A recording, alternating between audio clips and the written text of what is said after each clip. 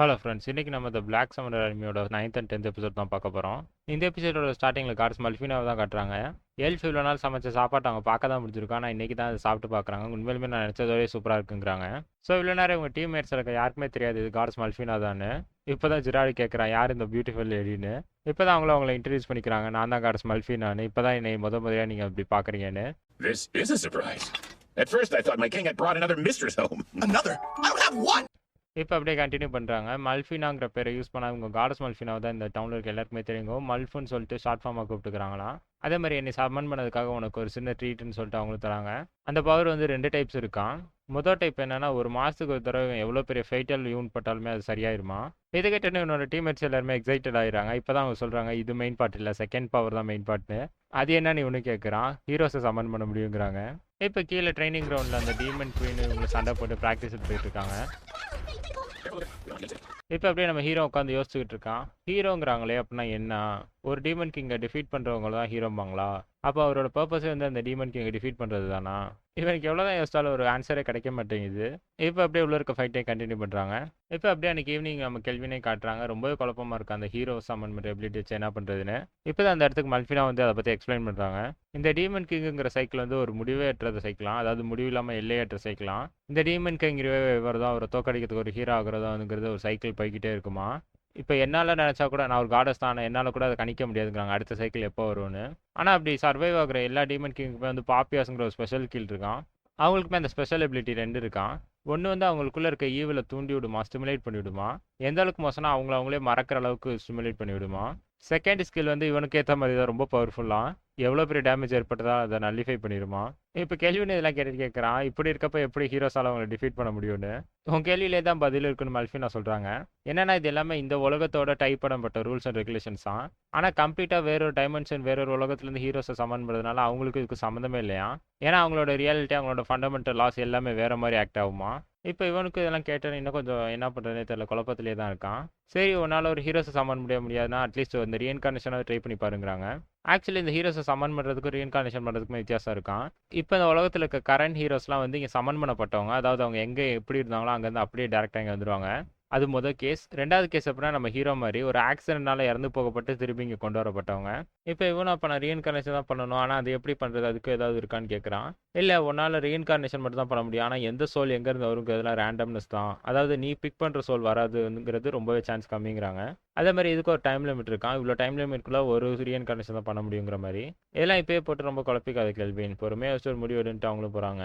இப்போ எனக்கு நைட்டு கட்டுறாங்க. நம்ம ஹீரோ ஒரு முடிவுக்கு வந்துட்டான். இப்போ சம்மன் பண்ணியிருக்க எல்லாத்தையுமே திரும்பி உள்ள அப்சர்வ் பண்ணிக்கிறான். ரெக்கவரி போர்ஷனை கொண்டு வந்து கொடுக்குறாங்க, அதையும் குடிச்சுக்கிறான். இப்போ இவனோட மொத்த எம்பியுமே ரீஸ்டோர் ஆகிக்கிச்சு அந்த மானா போர்ஷனை குடிச்சதுனால. இப்போ இவன்கிட்ட இருக்க மொத்த எம்பியில் வந்து ஒரே ஒரு எம்பியை மட்டும் வச்சுட்டு மற்ற எல்லாத்தையுமே இந்த ரீஸ்டோரேஷன் ப்ராசஸில் செலுத்துறான். நானும் இது சீக்கிரம் முடியும்னு நினச்சேன், ஆனால் ரொம்ப நேரம் எடுக்குது. இவனும் உட்காந்து காஃபி குடிச்சிக்கிட்டு இருக்கான். இன்னும் எவ்வளோ நேரம் எடுக்குன்னு கேட்டுக்கிட்டு.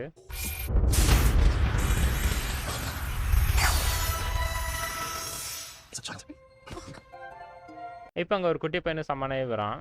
ஆனால் அவனை இன்ட்ரடியூஸ் பண்ணிக்கிறான், என் பேர் ரியோசாக்கின்னு. ஆக்சுவலி சம்மன் பண்ணுறது மட்டும் தான் நம்ம ஹீரோட கண்ட்ரோலில் இருக்குது. மற்றபடி அந்த பையன் கூட பேசுகிறது எல்லாமே காடஸ் மல்ஃபினாவோட கண்ட்ரோல் தான். இப்போ அந்த குட்டி பையனு சொல்கிறான், ஆமாம் காடஸ் என்கிட்ட சொன்னாங்க என் வரதுக்கு முன்னாடி எல்லாத்தையுமேனு.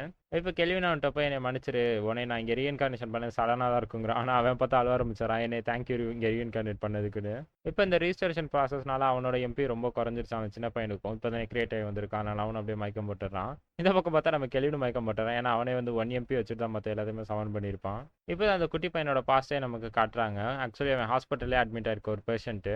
அப்படி அங்கே அவன் லைஃப் போனதுக்கப்புறம் தான் அவனுக்கு ஒரு மெனு பார் வருது, அதில் ஸ்டார்ட்னு கேட்குது. அதை கொடுத்ததுக்கப்புறம் தான் இப்போ இங்கே வந்திருக்கான். ஸோ இவன் ரொம்ப நாள் ஹாஸ்பிட்டல் தாங்கிறதுனால இந்த இடத்தையும் சுற்றி பார்க்குறாங்க. இருக்க புல்வெளியெல்லாம் அவனுக்கு ரொம்பவே பிடிச்சிருக்கு. அதில் அப்படியே ஓட ட்ரை பண்ணுறான், ஆனால் தடுக்கி கீழே விழுந்துடுறான். இந்த வானம் இதை பார்த்து எவ்வளோ நாள் ஆச்சுல அப்படின்னு அவனு யோசிக்கிறான்.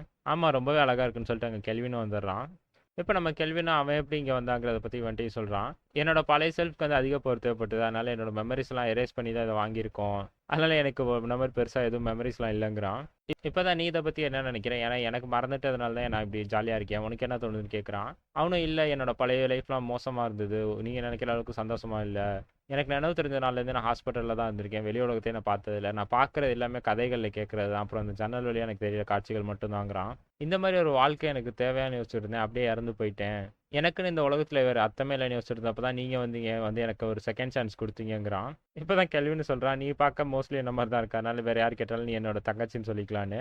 ஸோ ஆக்சுவலி இவ்வளோ நேரம் நான் இவன தம்பின்னு தான் நினச்சிருந்தேன். இப்ப தான் சொல்றாங்க தங்கச்சியாம். இப்ப அந்த பொண்ணு ரொம்ப எக்ஸைட்டட் ஆயிருது. ஏன்னா எனக்கு போன வேளைல சொல்லிக்கிறதுக்குன்னு யாருமே இல்ல சொந்த பந்தங்கள்லாம். உங்கள நாங்க எப்படி கூப்பிட்டோம்? அண்ணேன்னு கூப்பிட்டா, இல்ல பிக் பிரதர்ன்னு கூப்பிட்டா, இல்ல பிக் ப்ரோன்னு கூப்பிட்டான்னு சொல்லி அவளும் யோசிச்சுட்டு இருக்கா. இப்ப அவனோட பேரையுமே கொஞ்சம் மாத்திக்க சொல்றான். ஏன்னா பழைய வேர்ல்டு நேம்ஸ்லாம் இங்க யூஸ் பண்ணணும்னு அவனும் மாத்திக்கிறா. உன்னை ஆஃபீஸில் இந்த மேஜிக் மிஸ்ட்ரீஸ்லாம் இருக்க வேர்ல்டுக்கு வரவேற்கிறேங்கிறான். இதோட இந்த எபிசோடு முடியுது. இப்போ 10th எபிசோட ஸ்டார்டிங்கில் காட்டுறாங்க. கெல்வின் அவனோட மொத்த வீட்டையுமே கூட்டிட்டு அட்வென்ச்சர் பண்ண வந்திருக்கான். மெய்ட்ஸை கூட விட்டு வைக்கல, அவங்களே கூட்டிட்டு வந்துட்டான். இப்போதான் அவங்களும் கேட்குறாங்க, நீங்களாம் அட்வென்ச்சர் பண்ணுறீங்க ரைட்டு, நாங்களும் ஏன் பண்ணணுங்கிறாங்க. அவனும் எக்ஸ்பிளைன் பண்ணுறான், இப்போதைக்கு வந்து கோலம்ஸ் 2 வந்து ப்ரொடெக்ஷன் கொடுத்துருக்கேன் நம்ம வீட்டுக்கு. சப்போஸ் நாளைக்கு நம்ம வீட்டுக்கு ஏதாவது த்ரெட் வந்துச்சுன்னா நீங்களும் தானே வீட்டுக்குள்ள இருப்பீங்க, உங்களை நீங்களே டிஃபெண்ட் பண்ணிக்க உங்களுக்கு கொஞ்சமாவது தெரியணுங்கிறான் அட்டாக்கிங்லாம். ஸோ இப்போ இவங்களுக்குள்ள ஒரு டீலும் பண்ணியிருக்காங்க. என்னன்னா இப்போ இவங்க டீம்மேட்ஸ் தான் சண்டை போட போகிறாங்களாம். ஆனால் அவங்க சண்டை போட்டாலுமே இங்கே மெய்ட்ஸ் சும்மா தான் இருப்பாங்க. அவங்க அப்படி இருந்தாலுமே அவங்க சண்டை போடுறதுக்கும் சேர்த்து இவங்களுக்கும் பாயிண்ட்ஸ் ஏறுமா. இப்போ அதை எக்ஸ்பிளைன் பண்ணுற மாதிரியே காட்டுறாங்க. அவங்க அட்டாக் பண்ண இவங்களுக்கும் சேர்ந்து டெவலப்ஸ் ஆகுது. அப்போதாங்க நம்ம கெல்வின்னு சென்ஸ் பண்ணுறான், ஒரு உல்ஃப் இவங்களை நோக்கி வந்துகிட்டு இருக்கு. இதை பார்த்தா நான் தங்கச்சிக்கிட்ட கேட்குறான், நீ பெட்டெல்லாம் வளர்த்துருக்கியான்னு. எனக்கும் ஆசை தான், ஆனால் அப்போதைக்கு விளக்க என்கிட்ட பெட்லாம் எதுவும் கொடுக்கலங்கிறான். இங்கே பார்த்தியா நம்ம வளர்க்கறதுக்காக ஒரு பெட்டு உனக்காக வந்திருக்குங்கிறாங்க. இப்போ அதுவுமே கெல்வினை அட்டாக் பண்ண குதிக்குது. ஆனால் இவன் ஏர் ப்ரெஷர்னாலே அதை தாங்க முடியல, அப்படியே கீழே உட்காந்துருது, படுத்துருது. இப்போ பொறுமையாக அதோட ஹெச்பி ட்ரைன் பண்ண விட்டு இப்போ அதை அப்படியே சமன் பண்ணி இவனும் அப்சர்வ் பண்ணிக்கிறான். இப்போ அதே திரும்பி ரீசமனும் பண்ணி விடுறான். ரொம்ப க்யூட்டாக இருக்குன்னு சொல்லிட்டு அவங்கள வந்து கொஞ்சுறாங்க. இப்போ உங்கள் பார்ட்டியில் இருக்க ஆர்ச்சருமே சென்ஸ் பண்ணி சொல்கிறாங்க, இந்த மாதிரி தூரக்க இருந்து நான் அட்வென்ச்சர்ஸ்லாம் இங்கே பார்க்குறேன்னு. இப்போ தாங்க நம்ம கெல்வினுக்கு தெரிஞ்ச அட்வென்ச்சர் வராரு. ஏன்னா நீங்கள் இங்கே வந்துட்டு இருக்கீங்கன்னு கேட்குறான். எங்கள் பார்ட்டி இப்போ லெவல் பிக்கு போயிடுச்சு, அதனால நாங்கள் ஒரு சின்ன டெஸ்ட் மாதிரி ரன் பண்ண போகிறோங்கிறாரு அவரும். உன் பார்ட்டியில் நீ நிறைய மெம்பர்ஸை சேர்த்துட்ட போல இருக்கே, அதெல்லாம் பொண்ணுங்களாவே இருக்காங்கங்கிறாங்க அவங்களும். இதை பார்த்தா அவர் டீம்மேட்ஸ் அழுதுகிட்டு ஓடிடுறாங்க, எங்களுக்கு இன்னும் கல்யாணம் கூட ஆகலன்னு. இப்போ தான் அந்த காட்டுக்குள்ள ஜிராடா அந்த டீமன் குயின் வராங்க. அவங்க மான்ஸ்டர்ஸை ஹண்ட் பண்ணுறேன்னு சொன்னாங்க, அதுக்கெல்லாம் வாய்ப்பே இல்லைங்கிறாங்க. இதை கேட்ட எல்ஃப் அவங்க சுற்றி முற்றி செக் பண்ணி பார்க்குறாங்க, இங்கே எந்த மனுஷனுமே கண்ணில் காட்டலையேன்னு. இப்போ தான் அவங்களும் சொல்கிறாங்க, ஓவர் ஜாய் ஆகிட்டு நாங்கள் எல்லா மனுஷரையும் கொண்டுட்டோடு. இதை கேட்ட கேள்வி நாங்கள் போய் அந்த அட்வென்ச்சர்ஸ் சாரி கேட்டுட்டு இருக்கான். என்ன மன்னிச்சிருங்க, என் அட்வென்ச்சர்ஸ் தெரியாமல் எல்லா மனுஷரையும் கொண்டுட்டாங்கன்னு. அதாவது இதனால அவங்களோட எக்ஸாமே ஃபுல்லாக ரூயின் ஆயிடுச்சு. இப்போ தான் அவரும் சொல்கிறார், இதெல்லாம் ஒரு பெரிய விஷயமே இல்லை, நாங்கள் திரும்பி வச்சுக்கிறோன்னு. ஆனால் உங்கள் டீம் எந்த அளவுக்கு மான்ஸ்டர்ஸ்லாம் டிஃபீட் பண்ணுறாங்கன்னா கண்டிப்பாக வந்து உங்கள் டீம் வந்து ஒரு பெரிய பவர் ஹவுஸாக தான் இருக்கணுங்கிறாங்க. நீயும் உன் கார்டை இப்போ அசிஸ்டன்ட்க்கு அப்டேட் பண்ணிக்கலாங்கிறாரு அவரும். கேள்வின்னு இதை பற்றி நான் இன்னும் யோசிச்சு பார்க்கவே இல்லைன்னு சொல்லி அவனு யோசிச்சுட்டு இருக்கான். இப்போ இவங்க வச்சிருக்க பெட் அனிமலுக்கு பேர் வச்சிருக்காங்க அலெக்ஸா.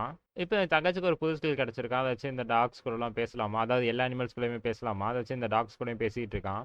இப்போ அப்படியே என் வாழ்க்கை இங்கே பீஸ்ஃபுல்லாக போகுது. நம்ம ஹீரோட வாய்ஸ் ஓவரில் கண்டினியூ பண்ணுறாங்க. ஜிராட் கூட அவனு ட்ரைனிங்க்கு போகிறான். டீமன் குயின் கூட ஃபிஷிங் பண்ணுறான். அப்படியே இவளோட லைஃப்பும் கெல்வினோட சிஸ்டராக ரொம்ப ஜாலியாகவே இருக்குது.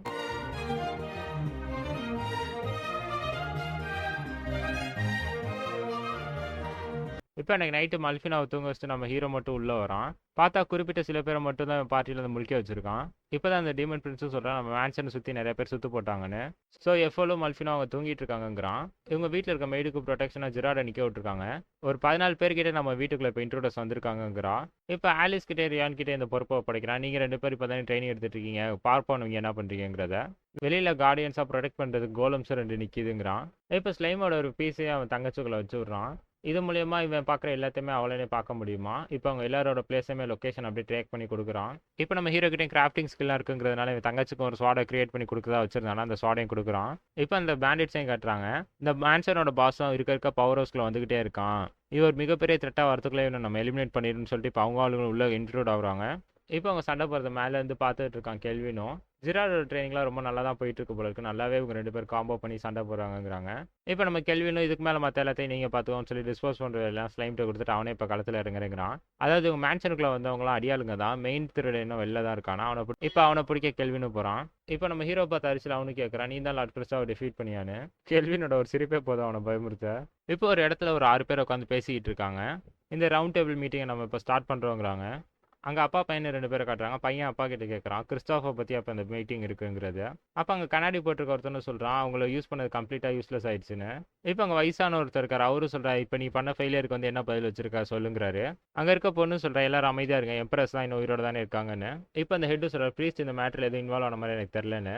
நம்ம மட்டும் பார்த்து யோசிச்சு கேர்ஃபுல்லாக மூவ் பண்ணலன்னா 3 நேஷன்ஸ்குள்ளே வார் வந்துருங்கிறாரு. இதை கேட்டு அந்த கண்ணாடி போட்டிருந்தோன்னா அப்போ நம்ம வார்க்கே ரெடி ஆகலாங்கிறான். இப்போ தான் அவனு சொல்கிறான், நம்ம ஒரு நேஷன் தான் வந்து இந்த மாதிரி மிலிட்ரி டிஃபென்ஸ் இதெல்லாம் வந்து ஃபோக்கஸ் பண்ணிட்டு இருக்கோம், ஆனால் மற்ற 3 நேஷன் இதை பற்றி கண்டுக்கிறதே இல்லைங்கிறான். இப்போ தான் அந்த கான்டினென்ட்டே நமக்கு ஒரு டயக்ராமாக காட்டுறாங்க. இவ்வளோ நாள் நம்ம பண்ண எஃபர்ட்டே போதும், இதை வச்சு நம்ம இந்த மொத்த கான்டினென்ட்டையுமே ஒன்று சேர்த்தலாம், நம்ம ஒரு பவர் கீழே எல்லாத்தையும் கொண்டு வந்துடலான்னு. இதை கேட்ட அந்த மீட்டிங்கில் இந்த பொண்ணு ஆமாம் இதுவும் உண்மைதான், இப்போ நம்ம இதை ஆரம்பித்தா கரெக்டாக இருக்குங்கிறாங்க. ஸோ இந்த கண்ட்ரியோட பிரின்சஸ் தான் அவங்களாம். அவங்களும் சொல்கிறாங்க நம்மள மாதிரி இன்னும் அவங்க என்னென்னலாம் மறைச்சி வச்சிருக்காங்கன்னு தெரியல, சீக்ரெட் வெப்பன்ஸ் எல்லாம்ங்கிறாங்க. இதை கேட்ட அந்த பிரின்சஸோட பிரதர் இப்போ சொல்கிறான் நம்மகிட்ட ஒரு பீஸ்ட் இருக்குங்கிறான். இதை கேட்ட பிரின்சஸ் அந்த உன்னோட புது பவரை பற்றி சொல்றியா, நீ ட்ரை பண்ணி பார்த்துருக்கியான்னு கேட்குறாங்க. இப்போ இந்த அட்டாக் பண்ணுற பிளானுக்கு அந்த கண்ணாடி போட்டவனு பிரின்ஸ் ஒத்துக்குறாங்க. ஆனால் பிரின்சஸ் அந்த வயசான தாத்தம் ஒத்துக்க மாட்டேங்கிறாரு. ஸோ இப்போ டைலருக்கு இப்போ கிங் எடுக்கிற முடிவு தாங்கிறாங்க. இதை கேட்டு அங்கே இருக்க கிங்கும் சிரிக்கிறாரு. சரி நீ கொண்டு வந்திருக்க ஆர்குமெண்ட் ஒரு நல்ல ஆர்குமெண்ட் தான், நான் நம்ம ஜெனரல்ஸ் கிட்ட எல்லா பவரையும் ஒப்படைக்கிறேன், அவங்கள கூப்பிடுங்கிறாங்க. இப்போ அங்கே மேஜிக் நைட் ஹெட் குவார்ட்டர்ஸில் ஒரு நைட் நடந்து வந்துட்டு இருக்காரு. அங்கே அவ்வளோ பேர் இருந்து என்னைய தான் கூப்பிடணுமான்னு திட்டிக்கிட்டே நடந்து வந்துட்டு இருக்காரு. இப்போ அந்த ரூம்குள்ளே ஒருத்தனை காட்டுறாங்க. ரூம் ஃபுல்லாக ஒரு மாதிரி புகையா இருக்கு, கீழே நிறைய பேர் மயக்கம் போட்டிருக்காங்க. நீ என்னோட ஆர்மியில் இருக்க மாதிரி தெரியல, யார் நீ அவர் கேட்குறாரு. நான் அயன் ஸ்டீல் நைட்ஸ்லேருந்து வரேங்கிறான். உங்களை ரவுண்ட் டேபிளுக்கு சமன் பண்ணியிருக்காங்க எம்ப்ரஸுங்கிறான். இவ்வளோ நேரம் கழிச்சு என்னை கூப்பிட்றாங்களான்னு சொல்லிட்டு அவனும் எந்திரிக்கிறான். சரி அதுக்கு முன்னாடி ஒன்று கேட்குறேன், நான் அழகா இருக்கடான்னு கேட்குறான். இதோட இந்த எபிசோடு முடியுது. இந்த எபிசோடு எப்படின்னு சொல்லிட்டு மறக்காம உங்களோட கருத்துக்களை கமெண்ட்ஸில் சொல்லுங்கள். அடுத்த எபிசோடில் பார்க்கலாம்.